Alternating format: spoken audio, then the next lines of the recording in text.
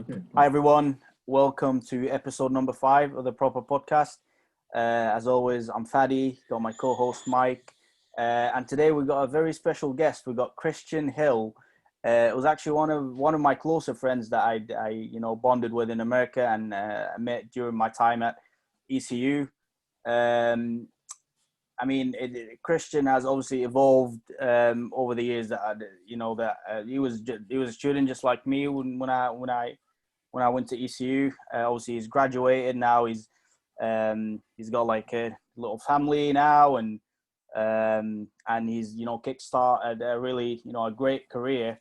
Today's episode is gonna revolve around mainly financial freedom and how to achieve that, and financial independence, because that directly relates to what Christian does. And I think it'll be really useful for people, especially like people our age, or like any age bracket really, when it comes to achieving financial independence. I think it's a topic that's often overlooked. So without any further ado, Christian, do you want to just give everyone an intro, maybe elaborate a bit on what I just said? Yeah, thanks. Appreciate it, Fatty and Mike both. Thanks for asking me. I told my parents that you were doing a podcast, Fatty, and they were very excited. And I told them that your only 2 subscribers, you said, was your mom and Mike's mom. So Now we're going to get 2 more. We're going to get 2 more at least. So yeah, thanks guys for having me though. I appreciate it. So just to give you a little background on me, what do I do? I'm a financial planner, and work with folks on their financial goals, help them to reach those by way of saving, investing, etc. Specifically, I tend to work with folks primarily on retirement. I tend to work with folks that have pretty high asset base, so usually anywhere from $500,000 upwards to a few $1 million or more. I've been doing this for about 3 years now. And I guess one of the things I didn't bring up with you guys earlier was why I do it. Fatty could probably tell you that when I was in school, I didn't know what the hell I wanted to do. I changed majors 3 or 4 times. And even after I graduated, I really still had no idea what I wanted to do. But I knew that money affected everybody's lifestyle. It touched everybody's life. And that for most people, it was a source of stress, right? It wasn't a good thing, which to me didn't make sense, right? Money's great. Like, we all like to have it. Yeah. And yet it seems like everyone was stressed about money. So I don't love the kind of nerdy math aspect of what I do. But what I do really like is that it gives me the tools to help people. It's something that touches everybody's life. It seemingly affects everybody in a very stressful way. And I realize, what better way can I contribute to the happiness of myself and people around me, but to take away their stress and help them to understand something that up to this point has seemed like a different language. So that's why I do what I do and why I enjoy it, and why I hope to do it for a long time. And you make a lot of money. That's good too. So Definitely. what would you major, or like what would you end up graduating with? Yeah, so I graduated with a business degree. I came in with the intention of a business degree. I changed it to a criminal justice degree. Then I changed it to a history degree. Then I changed it to a physical therapy degree, and then I came back to business. So, yeah, I had no idea. Honestly, I still don't really know what I want to do, but we're figuring it out. Start somewhere, I guess. Yeah. So starting there. I think we're all at the same position. I mean, it's nothing bad. Even like when I speak to like people like senior leaders within the business where I work, that people say like they've been in their role for like 20 plus years, or like, and they still say that. They'll make that statement. They're like, I still don't know where. They'll keep changing roles every now and then. And I think that's good. Change is better. Change is good for everyone, in a way.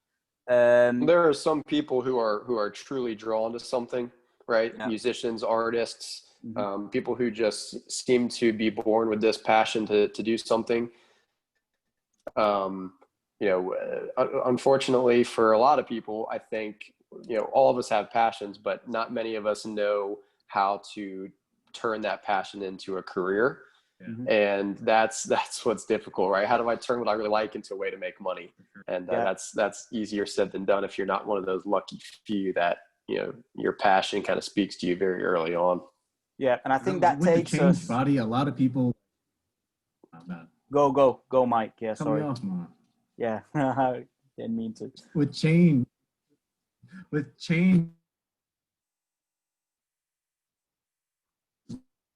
like, a lot of people are scared to change, or they just then they're like, oh well, it's all right, it pays the bills, but it's not really what I want to do. Well, and why are they afraid of the change, right? That's the thing that you got to understand is, I've experienced this just in the little bit of time I've already had, only working for 3 years out of school, that I've spent all this time learning something. Yeah. And if I change to do something different, it's like, well, did I just waste that 3 years? Like, am I going to have to start all over again from ground zero, doing something brand new? Yeah, it's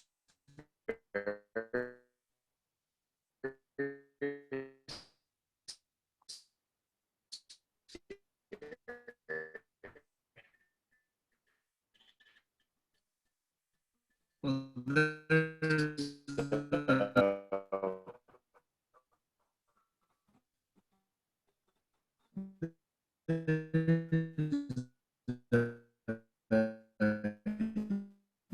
Having connection problems over here.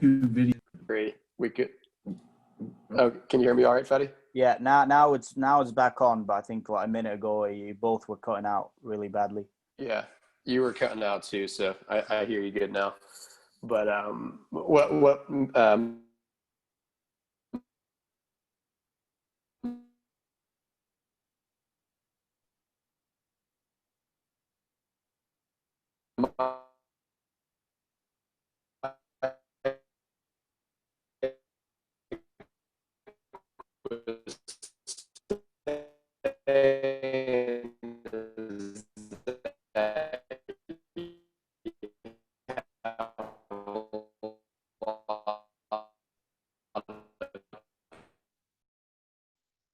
So I think it's got a lot to do with the idea that our parents taught us that no, being happy is important, and that we should pursue being happy more than we pursue money and more than we pursue material things. And sometimes folks maybe take that a little too far to the opposite end. But there's a happy medium somewhere, I think, in the middle. Yeah. But yeah, I pretty much agree with everything you just said right there. Actually, that's yeah. No, that's a completely fair assessment, and I think I've missed some of what you've just said, Christian. And but yeah, no, I mean we've discussed this off the podcast like various times, even like during my time in the States, and even more recently. And that I think that takes us to time being, the most valuable commodity.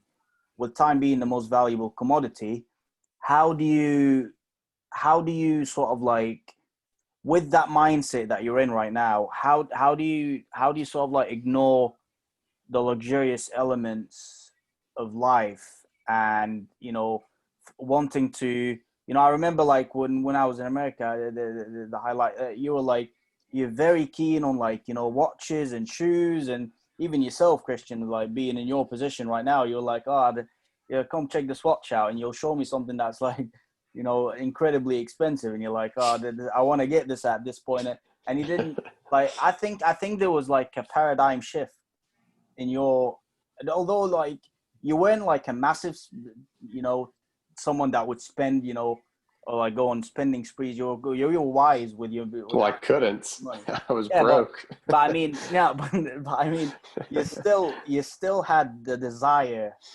or the multiple desires to own different, like you still had, not judging you for it, obviously, but I think there was a point in time. Can you talk us through that point where you decided now that this is all like, this is insignificant in comparison to being actually, to clone that time back, to being actually able to not deploy your time, which is again the most valuable commodity, to work in at a job. I'm not saying that you don't enjoy it, because you sound like you enjoy what you're doing quite well. But I mean, it again, how do you exchange that? Like, how do you realize that? So, I mean, a couple of things, Fatty, is, I've always been, at least since I've been, an adult, I have always appreciated nice things, right? I like nice clothes. I like nice shoes. I like nice watches. I'm getting ready to buy a new car soon, and I'm not going to go buy a Volkswagen Jetta. I can tell you that. So, but I don't think there's anything wrong with that, right? What's wrong with that is if you're living a lifestyle that you can't afford and that your means don't provide for.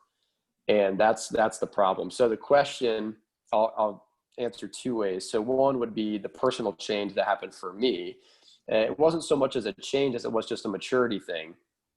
But secondly is for everybody, just in general, this idea of delayed gratification and, experiencing the finer things in life, and the trade-off that you may have to have if you can't have those things now. So for me, as you said, Betty, I've always been interested in those sort of things. But to be clear, my favorite pair of boots, they're $600 boots, right? And you know how much I spent on them? I scoured eBay for 6 months and I got them for $100. That's awesome. Wow. Hats off. So I was in college wearing $600 boots, but I got them for $100 because I took 6 months. So I learned to be thrifty, right? I learned the value of a dollar. I worked, Fatty, as you know, I worked all the way through school, had a job the whole time I was that I was in school. I've had a job since I was 16. I think there's maybe even 1 year in there that I didn't work since I was 16 years old. So I recognize the value of a dollar, but for me, it was about gaining a level of maturity to recognize that, one, it feels good to earn something, right? It feels good to save and to build up for it and to wait for it, as opposed to when you get something that you can't afford, you get a little rush for a second, but then it actually gets replaced by this weird feeling of guilt that, you shouldn't have done it. And once that kind of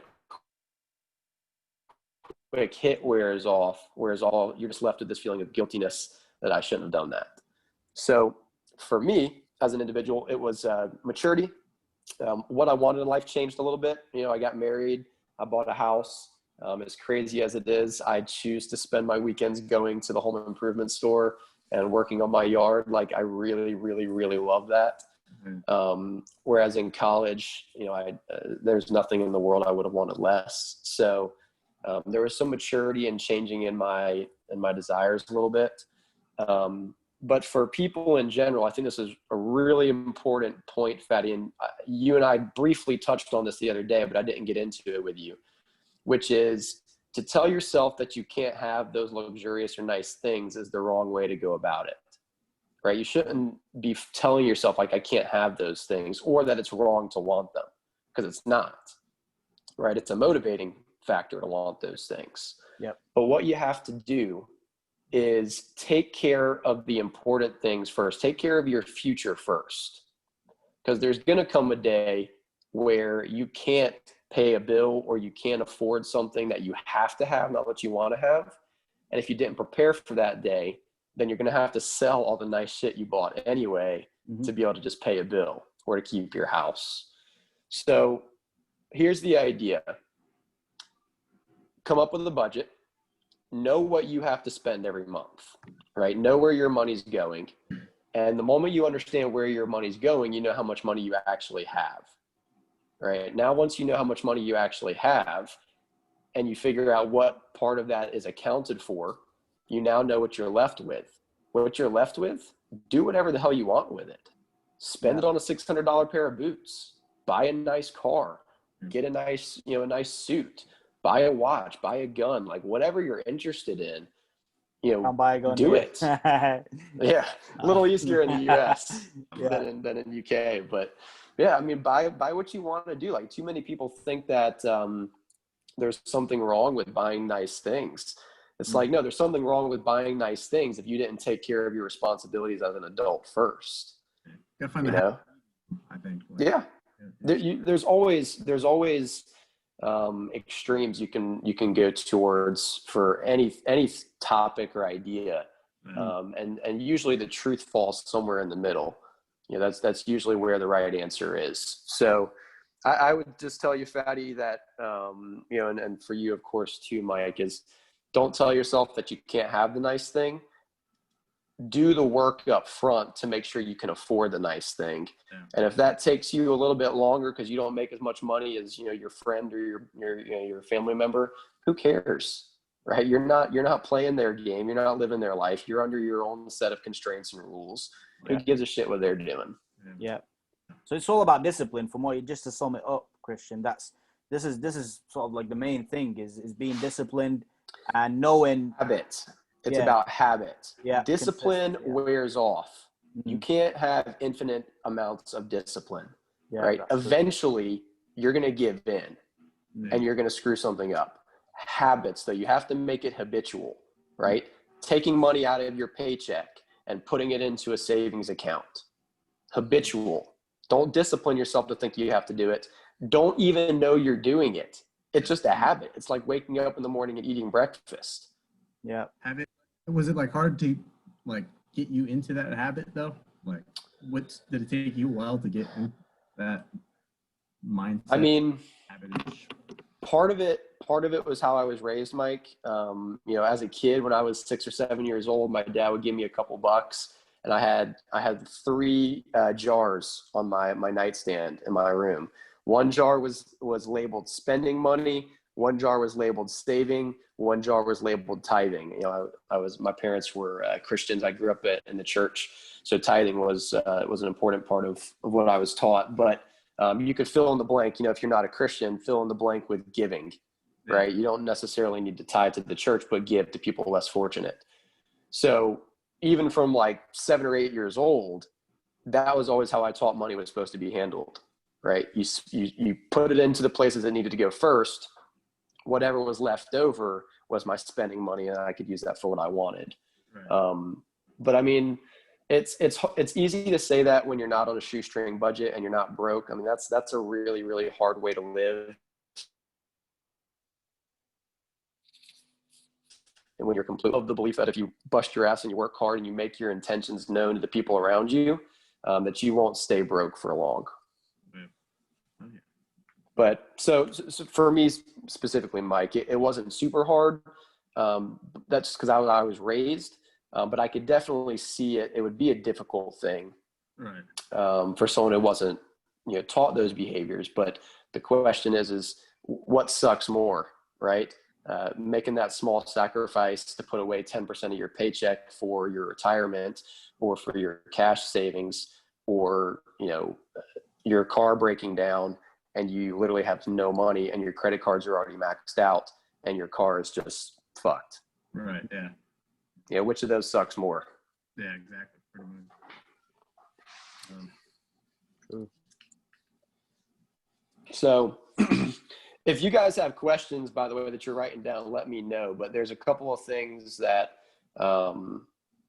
I can talk about off the cuff here that I've been thinking about the last couple of days. Yeah, so. I think just before you continue, Christian, I think one of the more sort of like relevant questions that I would say, how do you maximize your?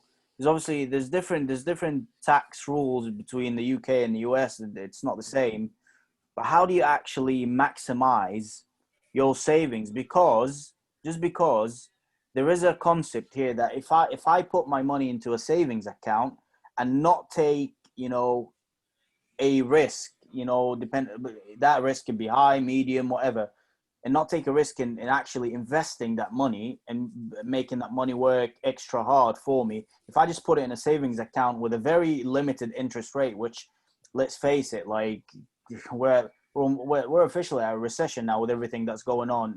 I mean, at the UK at least. Well, interest rates are essentially flat. Yeah. So how do you actually? Because I began investing earlier in the year in the stock market. I was talking to Mike about this actually.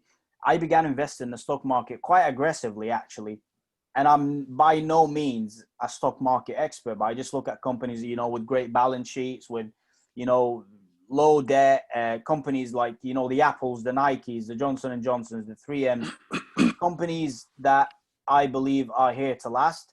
But how would you how would you sort of like pitch it to someone who's quite taken back? Because that was me prior to the start of the year. And I was like, oh, stock market is a place where you lose your money.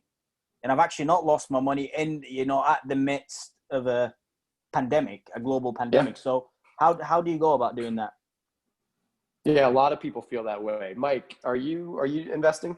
I'm not. My brother's big into it. He's trying to persuade me into doing it, and I probably should-ish, but So we'll talk about that today. But it's funny you say that, because that is, everyone you talk to knows somebody who's like all into investing, right? And it's this. It almost feels like it's like this Ponzi scheme, or this like this pyramid scheme that they're trying to like get you to buy into, right? Right. And it can certainly feel that way. So here's what I'll tell you, Mike, before I get into answering Fatty's question specifically, and we'll come back to this. But you know what makes the most millionaires in the country, right? It's stock investing. It's not athletes. It's not business owners. It's not rich CEOs. It's investors. That is by far the biggest pool of millionaires in the country.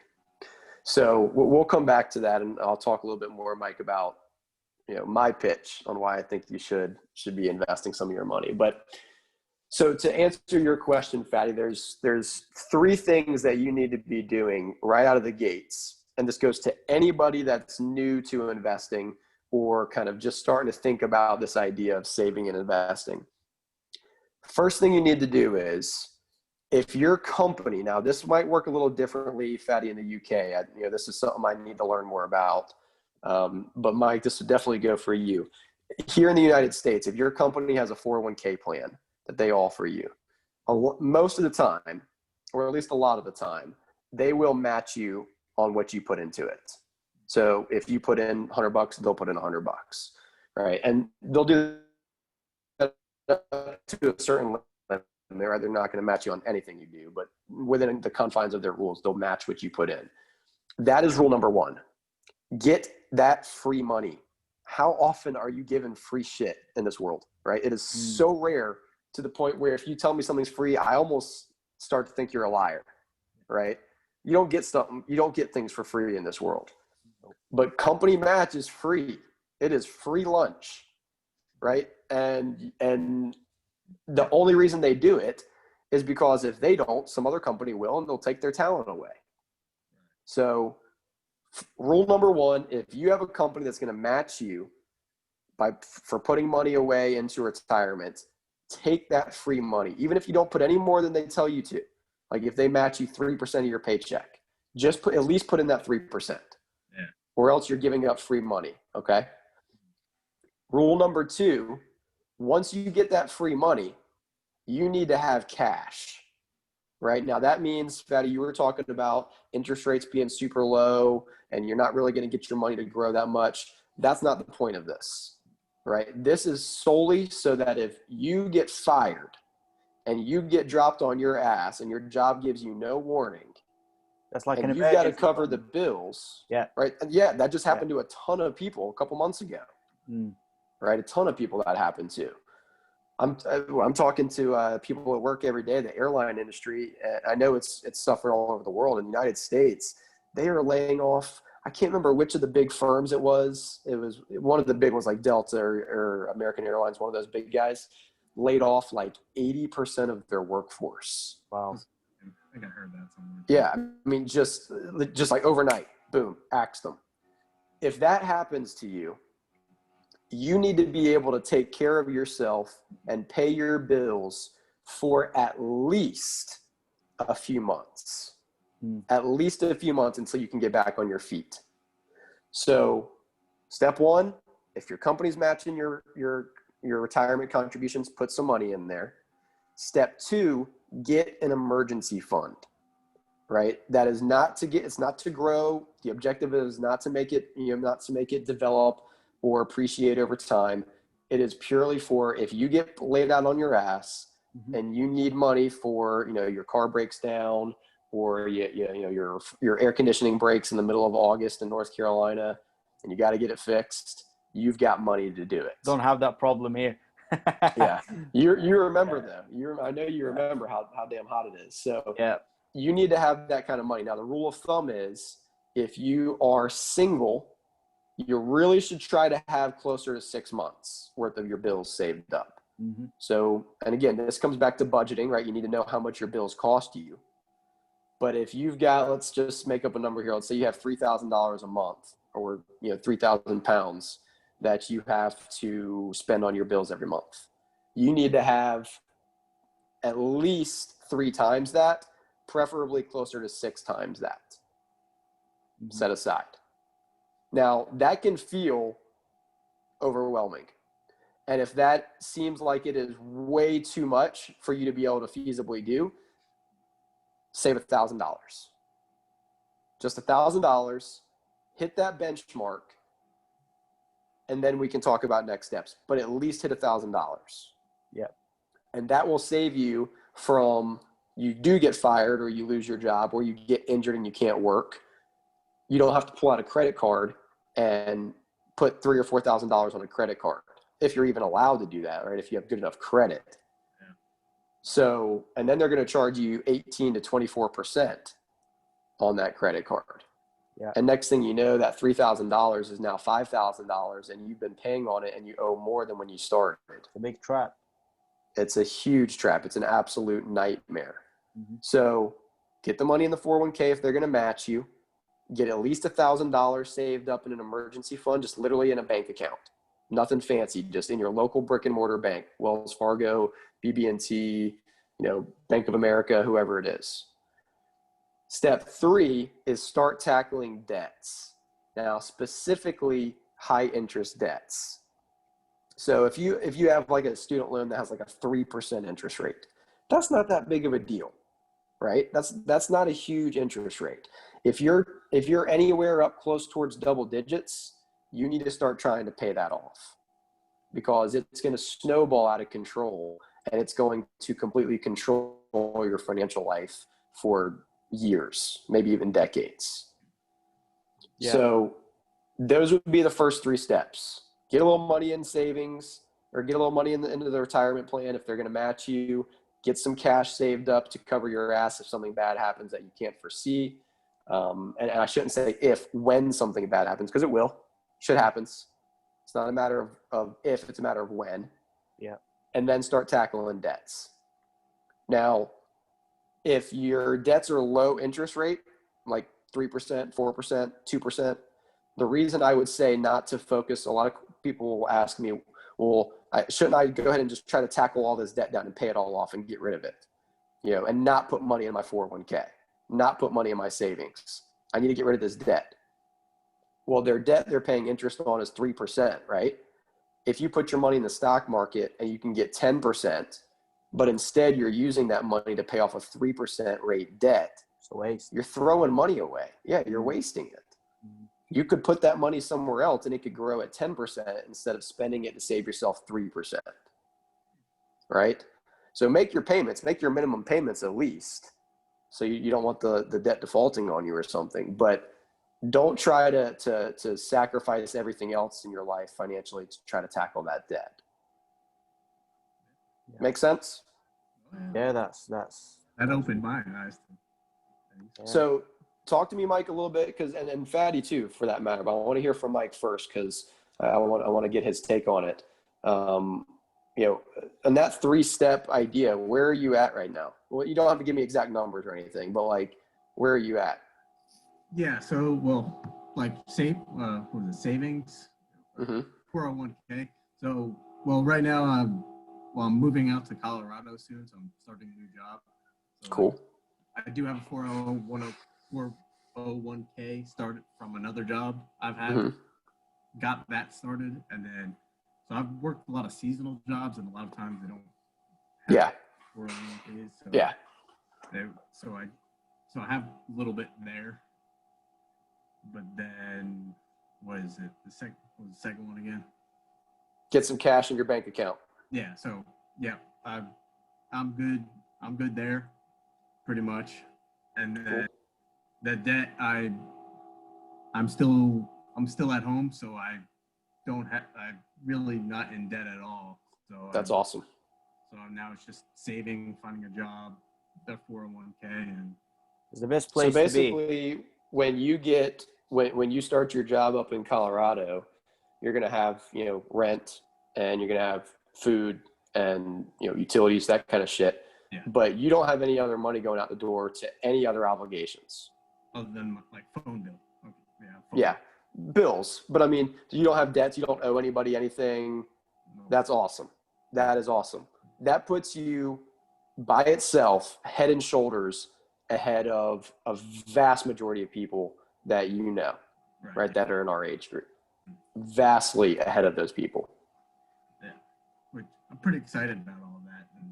And my dad even told me that. He's like, you've done well for what you've done. You've got no student debt as well, Mike. That's what you told me before. That was quite an astonishing fact about, like, most people like our age, they have student debt. I have student debt still. Like everyone has it. I have some, yeah. Very grateful the way I grew up and stuff, and then I made a lot of money when I graduated college because I did wildfires and stuff and make a lot of money there. So I was just told to pay them off. So I was just like, all right, I have the money. So you graduated with some debt and you got it paid off? Yeah. Hell yeah, dude. That's awesome. Yeah. That's awesome. Because I mean, what does that do, man? Like that frees you up to do whatever you want. Right. Like you don't owe anybody anything. Right. You can pick up and do whatever you want to do when you want to do it. That is what saving the right way does. People think it's like this boring, stodgy idea that old guys tell them to do. Well, first of all, you know who's got all the fucking money? Old guys, right? Yeah. They're the ones with all the money. So you should probably listen to them, first of all. Yeah. But second of all, that is what being smart with your money, financial freedom, as Fatty kind of said in the beginning of the conversation, that is what it does for you. It gives you freedom to do what you want to do when you want to do it. And you're not beholden to anybody, right? That is the value. Yeah. It's not, I'm not going to sit here and like I said, everyone knows that guy, that friend of theirs that does investing, as they say. And they're going to be like, I found this hot pick stock and it grew 70% and I sold it and I made $4,000. Like that's not the point of investing, right? That is just people who want to spit out a bunch of buzzwords because it makes them sound smart and they like to hear themselves talk. Yeah. Right. But we all know that person. We've all met that person before. Definitely. Multiple times. Yeah, absolutely. Yeah, because all of a sudden they discover investing and they think that like they know something somebody else doesn't. And it's like, investing's been around for, investing in stock has literally been around since this country was founded. This isn't new, right? There's been a lot of people who've been using this for a long, long time to make money. I was always growing up to just save as much as you can and like spend when you need to spend. Yeah. Torture yourself, but.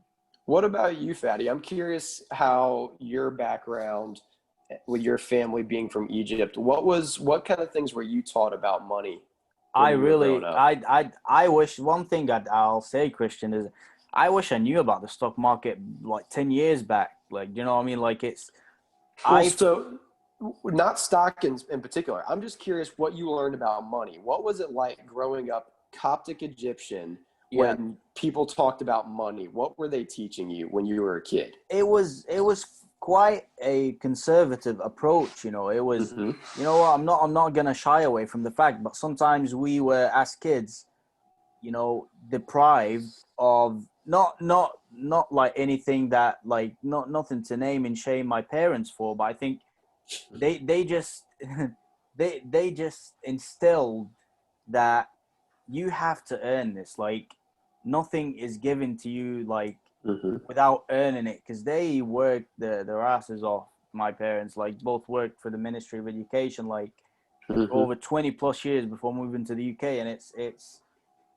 just astonishing, like, that they actually, as a teenager, that concept was like, oh, yeah, well, what's the point in living if I'm not going to be able to, like, get everything that I want? And I had that, you know, that school of thought that I work, this is the money I earn, and I'm going to spend it how the hell I want to spend it. And I live and take each day as it comes. And that, you know what, some people, I mean, if that makes you happy and fulfilled, do that. But I think it's wrong. I personally, not to judge anyone again, I think it's because right now I've only just started my career, like, you know, in banking. And you know what, I don't dislike my role, don't get me wrong, but the thought of, you know, what excites me right now is the thought of, if I'm going to be extremely disciplined and habitual, like you said, in sort of like maximizing my savings and building, you know, a nice little stash for my retirement. If I'm going to do that for the next 10 years, I will do it. That's the thought that excites me. This is sort of like the path that I'm sort of like pursuing now. And this has actually only come to light, or this is something that, you know, I had an interest in only when I started my job in corporate. For I can't tell you the reason why, but only when, because I'm thinking, oh, am I really good? Do I really want to be doing this for the next 40 years?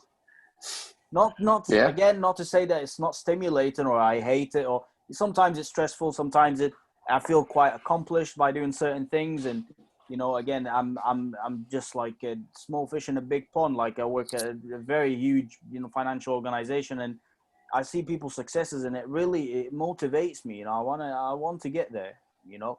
But if I have the option, if Fadi has the option to opt out in the next 10 years, or what, you know, I'm not putting a time frame on it. You know, the more I put in, the more the faster I'll get there. And this is the main sort of like driver right now. But yeah, I think it's just that thought, Christian. I think, to answer your question, I mean, growing up in Egypt, obviously, I wasn't aware of that as a teen. Actually, until the point we met, and even after, like, coming back home and like working different retail jobs, you're bouncing from one job to the next. Like, oh, I like this, I'll buy this. You know, with a paycheck to paycheck living. You know what I mean? It's not. Yeah. But right now, I'm like, no, this is time is money. You know, a very classic statement, but I think it's true. It's very true. Yeah. Mike, where did you grow up? So I'm originally from New Jersey, and then here when I started school pretty much, and then just stayed in parents' halls. So I'm okay. Yeah. So, but you grew up in Jersey. Yeah. Okay. Yeah. And I want to ask you the same thing. What did you learn as a kid about money? Not necessarily directly, right? It didn't necessarily have to mean your parents sat down and said, Mike, here's how money works. But what did you see in their behaviors? How was money talked about in your family? How was it treated? How was it handled? Did your parents fight about money a lot? Like, what did you see when it came to money growing up? Yeah. So I always like didn't really see it as much. Well, I saw it as much. Like, as a kid, I always liked having money and stuff, and yeah, I got the occasional allowance and stuff. But like, my parents, or what like my friends saw, or what I saw through my friends' parents or whatnot, like I was never too worried about it. Like, from a young age, like I always was like, I want to save. Like, I want to save to do like big things like travel or something, like buy the like cell phone. I never wanted to like use that, so I always saved to do something more exciting. So I was always about saving, but yeah. And then like it was kind of, I feel like it was kind of a touchy subject in my families, or like with my parents and stuff. Like, yeah, I asked them like, oh, how much do you spend on this or that, or like, how much does this cost? They're always like, oh, don't worry about it. Like, you don't need to know, you're a kid. Yeah. Don't worry about it. And then like in 2008, when like that recession hit or whatever, and the economy went bad, like my dad lost his job, and then like I could see from him he wasn't the same same. So like he was excited about it because like kind of going back on those three steps, I'm sure he had enough saved up, but just the way the economy was going, who knows how long it was going to last? Who knows if it's going to have that rainy day fund pretty much to keep three kids, like feed them and pay the bill. Yep. So that's interesting you say that, because again, we're all about the same age. I remember very clearly, back in 2007, 2008, when the stock market fell through and we had massive unemployment in the United States. I know Britain and England suffered a lot of that similarly. That was a really impactful experience for me and really shaped the way I started to think about money as a kid. Because in 2008, I was about 15, I think, 15 or 16, somewhere around that age. And my next door neighbors, my parents' best friends, I used to go on family vacations together, and I was over at their house every day, made a lot more money than my parents, and spent a lot more money than my parents, right? Both of them worked full-time, made good salaries, made good incomes, had brand new cars, bought a brand new house that was like 15 minutes from us, and had everything was brand new. They had a big old TV, at like a 60-inch, back when plasma screens were like the cool TV that you wanted, right? They had the plasma screen, and then the recession hit, and first the husband lost his job, and then like a month later his wife lost her job, and they had just bought a brand new house that they couldn't afford. They had brand new cars that they had financed. They had a house full of stuff that they bought when they maxed out their credit cards or maxed out their paychecks, and they lost all of it. House got foreclosed on. They had to get rid of the cars. They started driving around dumps and beers. And I saw that happen to all my neighbors. My other neighbor was a contractor for a living. And in 2006, 2007, contracting market was booming. He had all this fancy stuff he'd bought. He bought all this cool new equipment. He was building this big shed in his backyard. And then all of a sudden, nobody would hire him for anything because everyone was broke, right? So I started to see that happen, and it really shaped the way I thought about money, because my parents did pretty well. My parents didn't make a ton of money. My mom was working 2 jobs as a night shift nurse. And at the time, my dad was selling insurance and not making very much money doing it. But our cars were paid for. Our piece of shit minivan and my dad's old Sentra, both paid for. My parents didn't use credit cards, or at least they didn't use them in any way to like max out, what they could afford. So when the recession hit, it wasn't comfortable for anybody, but my parents were prepared. Yeah. And they taught me that. Now, one of the things you said, and Fatty, you could probably, I know just from, because I've had some Egyptian friends here in the States, and I know you pretty well. Egyptian culture is very conservative. Yeah. Especially if you're religious. Yeah. And that, Mike, you said it was kind of a touchy subject to bring up money, right? And your parents always told you, don't worry about that, or don't ask me about that, or you don't need to know much. You don't need to know how much this was. And even to the point, I remember, like, if you get a birthday gift and someone accidentally left the receipt, they'd snatch it out of your hand. They didn't want you to see the receipt. That's a typical scenario.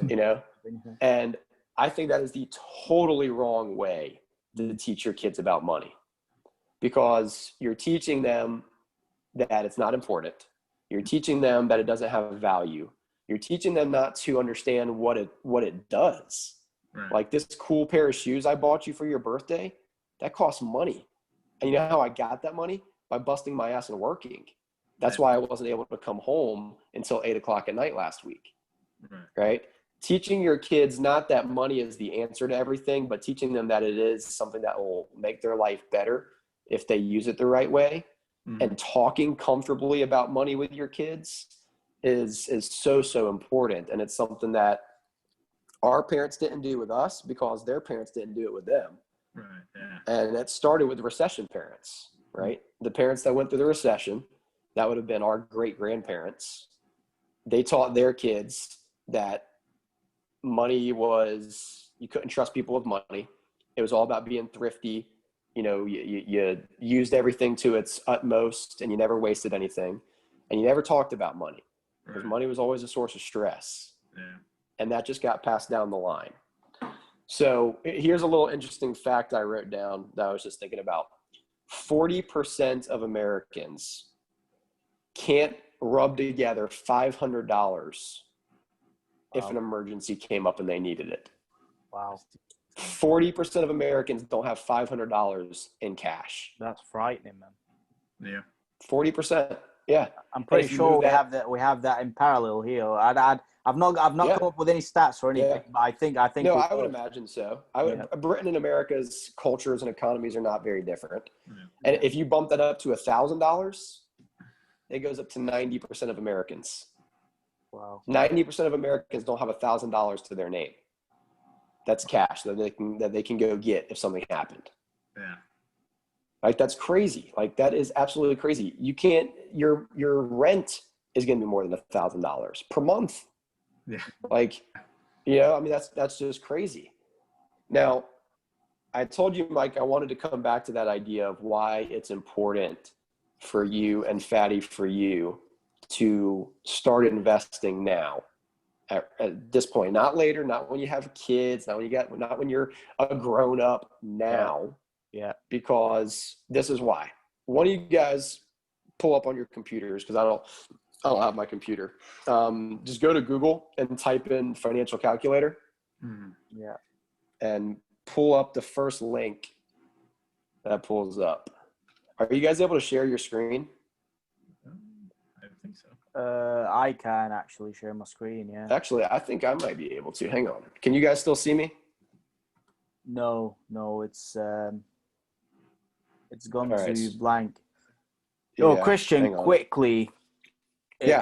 This has been, like I told you, off air, this was going to be the most fascinating, episode, the most amazing topic. And not to give you a compliment, I think this has been the most insightful topic.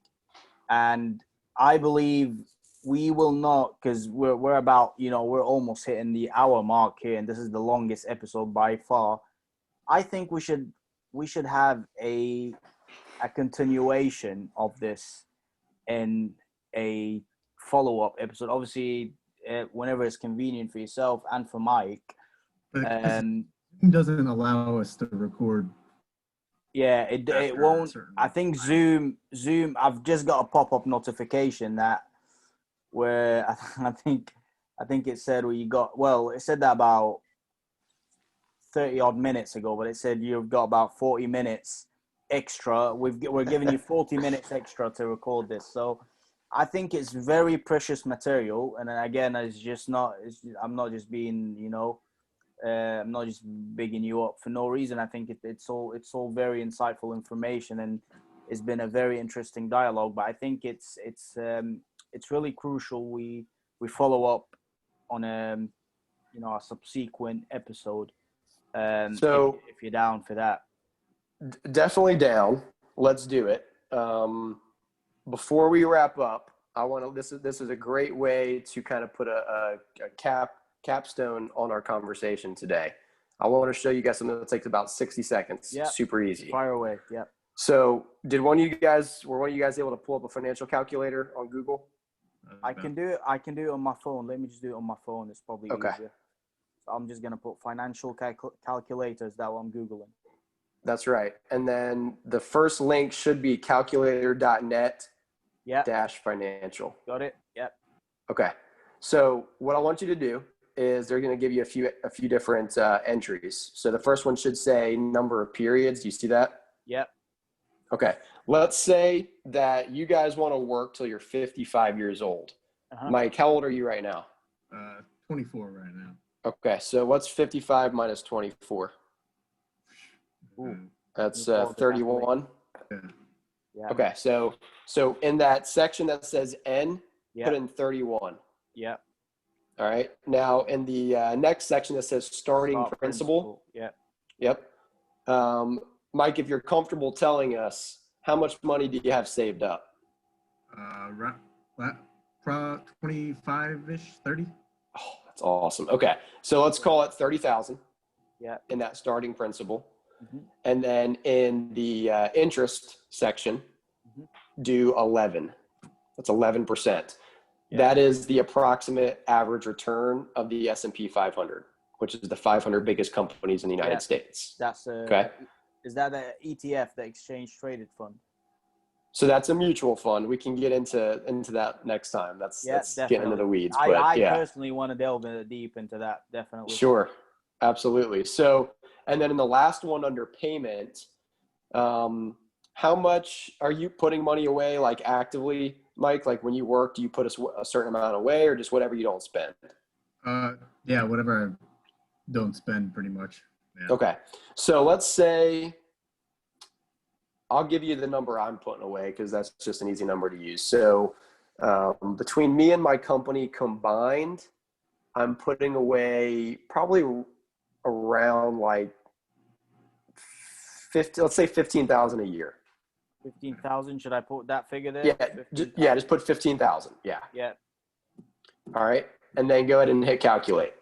Am I leaving it on beginning or end? There's two options. End. Yeah, leave it on end. Right, and then calculate. Now, at the bottom where the results are, that first section, the very first line. Not a very professional way to share the screen, but there you go.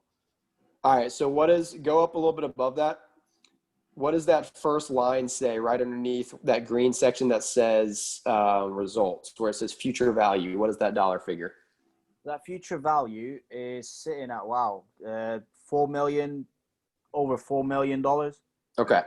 So here's what that means, guys. Here's what we just did, and then I'll wrap us up. Mike, if you start saving right now and you put away, what did we say it was, 15,000? 15,000 a year, yeah. 15. So that's pretty aggressive, but that's not just your money. That means what your company's putting into. Okay. So you might just put in like 10,000. They put in 5,000. Yeah. If you break that down per month, what is 10,000 divided by 12 months? I don't have my calculator. 10,000 by 12 is about $833 a month. Okay. So if you can put away $800 a month between now and 55 years old. Now the average retirement age is about 67. So 55 would be a very, very, very early retirement by like 10 plus years. Yeah. And you get average stock market returns, nothing better than average, which you can get better than average, by the way. Mm-hmm. But let's just assume you get average return, which is about 10, 11%. And you do that until you're 55 years old. You have $4 million in your account. That's crazy. Yeah. Now, I know that seems far-fetched and just out of hand, but it's not. Yeah. And next time we can talk a little bit more about what's called like the power of compounding. That is what's creating that large dollar figure. Yeah. But we want to get into the stock market, Christian, and yes, we can do that. We can do that next time. You know, the different methods of investing, dividend investing or growth investing, you know, obviously just to prepare like the audience for the next episode. But I think this has been amazing, and thank you both for your time. Obviously, thank you, Christian, for, you know, coming on and supporting the cause and the show and sharing obviously very valuable information. But yeah, no, I think just to wrap up, I think, Mike, do you have any thoughts, anything to add, or? Thanks, Christian, for coming. Thanks for tuning in and joining us and saying $4 million, Mike. $4 million on the quest to achieving that. I learned a lot with this hour. Yeah, I learned a lot, and I've been investing since the start of the year, and I'm not an avid investor or anything, but I think it's definitely been really, really useful. And it'll definitely be a follow up on this as we break down, you know, the steps. Christian will break down the steps in reaching those, very, lucrative heights of financial independence. Thank you everyone for tuning in. If you check out the episode, and Christian, can just a quick plug. Are you happy for people to reach out to you directly if they have any questions about, anything that we discussed today? Do you want to give them any contact deets, or your Instagram, your Facebook, or whatever? Yeah. So why don't I'll share my social media tags with you afterwards, Fred. You can put those in the description or something. Yeah, and then I'll put my email in there too if anybody wants to reach out. 100%. Great. I think that wraps it up. And thank you everyone for tuning in, and we'll see you next time. Thanks, guys.